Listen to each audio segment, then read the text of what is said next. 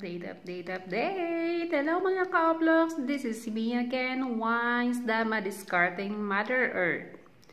So, may bago tayong tatalakayin ngayon. Requested by my friend. Shout out agad tayo, guys. Shout out to Ivy Mignon. So, ang topic natin ngayon ay kung paano ba maiiwasan ang sugal. Panigurado maraming magko-comment nito, pero mas maganda na pag-usapan niya natin yan. Ito, wala akong list, guys. Depende na lang kung ano yung masasabi ko regarding sugal. So, ako mismo, guys, si Madiscarding Mother Earth, iwas po talaga sa sugal. Wala akong swerte talaga dyan. Ever since. Kahit nung bata pa ako, ayaw na ayaw talaga ng lolo ko or ni papa na malapit ako sa kanila while yung lolo ko ay nagmamajong. Mahjong kasi yung gustong-gusto nun eh. Tapos si papa naman, nagtotong-its yun, nagtotong-its. Pero never ko talaga natutunan. Never ko natutunan. Then, yung napapansin ko kasi sa kanila, pag malapit na ako, pinapa-stop nila ako kagad. Yun pala, malas ako pagdating sa sugal. So, tinandaan ko yun, guys. Tinandaan ko, kaya lumaki ako na hindi ko alam ang pagsusugal. Yes. True po yan. So, paano ba natin maiiwasan? Ang una kong naiisip, sayang ang pera. Napakasayang ng pera, guys. Oh. Kagaya ko na lang. Sa pag-iipon ko sa Shopee Live, isang oras, 2.4, dos lang, hindi pa umabot ng 3. Tapos, isusugal ko yung 3 ng segundo lang. Diba? Parang, ando na tayo, napaka-easy money talaga. Napaka-easy money, pero kung talo din naman, easy talo. Diba? Yung pinaghirapan mo, napunta. Talagang, parang naano ka sa mga nakikita mo sa mga commercial eh, sa mga ads.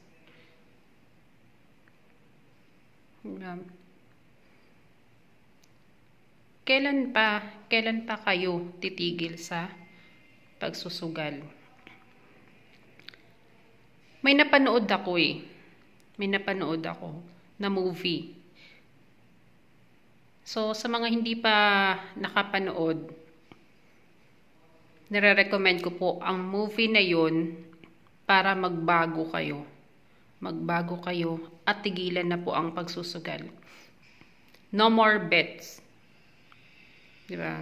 Hindi ko alam kung anong language yon, pero may subtitle naman.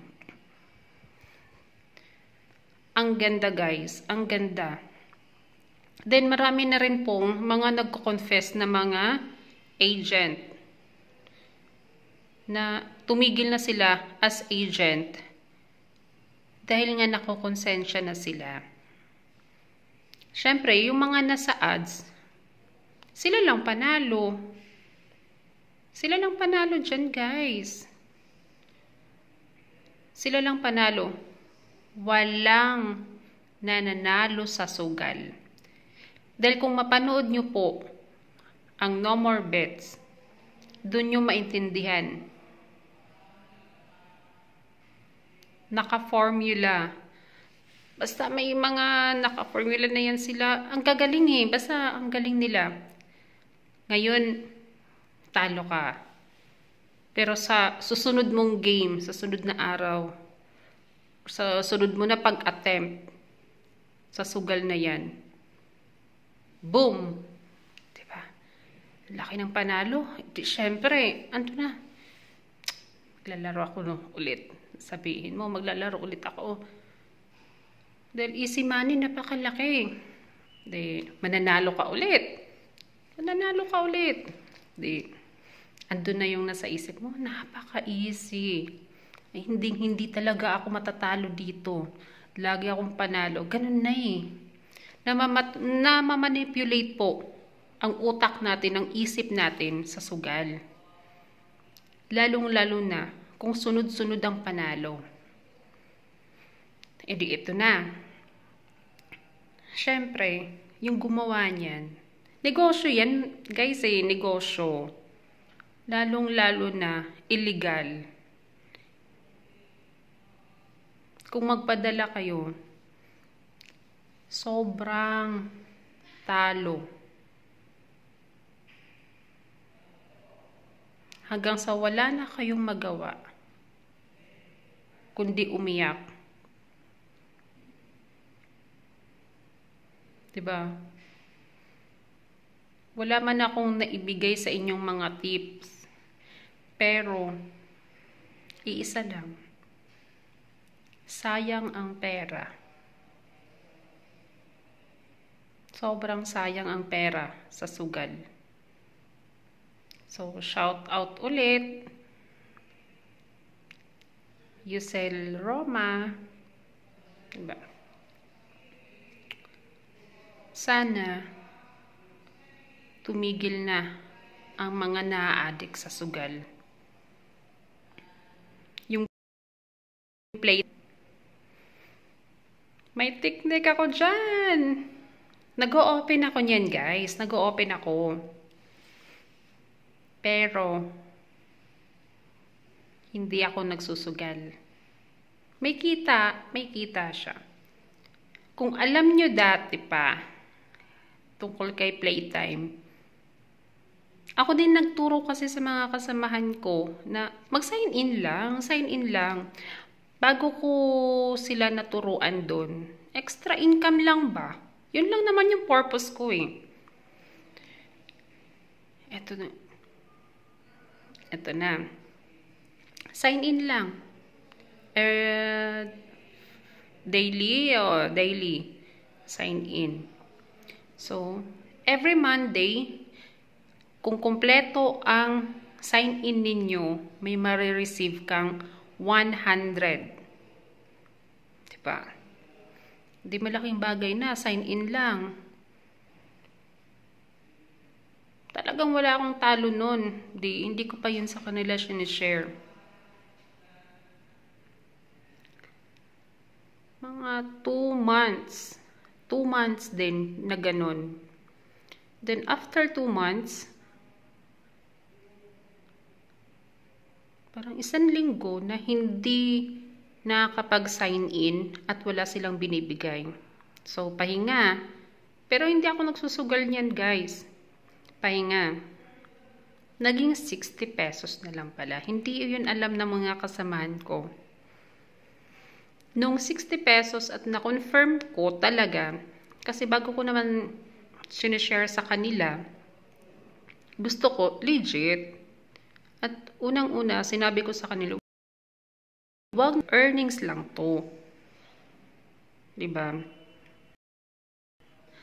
So, ganun na nga. Tinuruan ko sila kasi sayang din naman eh. 60 pesos. Wala ka naman ilalabas. Every Monday, So, guys, ituloy na natin. So, ang dami ko kasing ginawa eh. Ituloy na natin ang pinag-uusapan natin.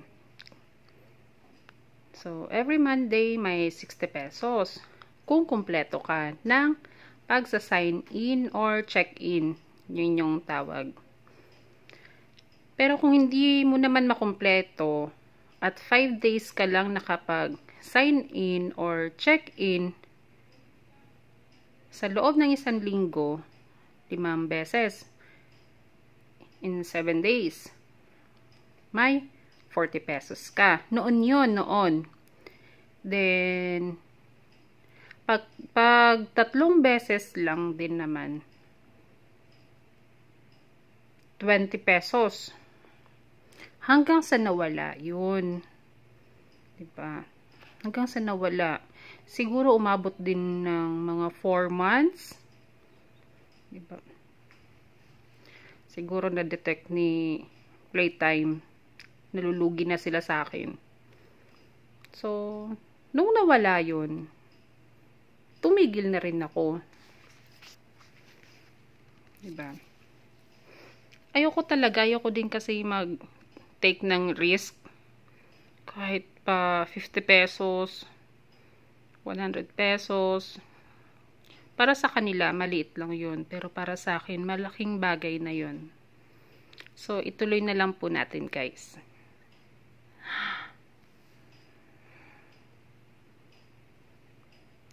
Ituloy natin ang topic kung paano maiiwasan ang sugal. Mag-isip ka ng ibang pagkakaabalahan. Yung pinaghihirapan mo talaga sa araw-araw.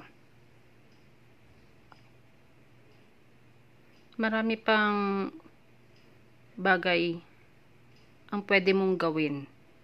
Kasi kung matatalo ka, halos hindi ka makatulog eh. May iba pa nga dyan, buong sahod niya. Buong sahod niya. Natalo. Di anong ginawa para hindi malaman ng asawa? Nangutang. Dun sa 20%. Tapos ito pa. Nag-take na naman siya ng risk dun sa sugal dahil akala niya yung talo ay mababawi niya. Pero hindi eh. Hindi. Yung inutang niya, talo na naman. Diba?